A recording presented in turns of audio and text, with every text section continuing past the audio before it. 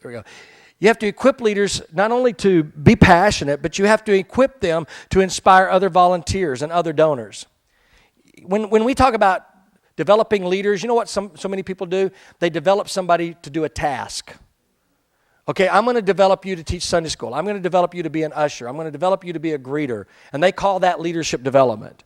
But leadership development is when you get a group of people that you change their role. Instead of just managing something and just doing a task, you get them to be a motivator, you get them to be a multiplier, and you get them to be a mobilizer. In other words, instead of me being the only person that's recruiting and building teams and motivating people, I've got hundreds of leaders in my church who understand that their job is not just to be an usher, but every time they see somebody new in the church that they feel like could be interested in being an usher, I don't go recruit them all, they go recruit them all. And they bring them to their captain and say, hey, here's a new guy in the church, been here about 3 or 4 weeks, and they think this is going to be their church home, and he'd like to get involved. Could he be an usher? I didn't recruit them. We didn't put a slide up on the screen and say we need more ushers. We didn't do any of that. We had people connecting with people and bringing them in the process. I made them a motivator. I made them a multiplier. I made them a mobilizer.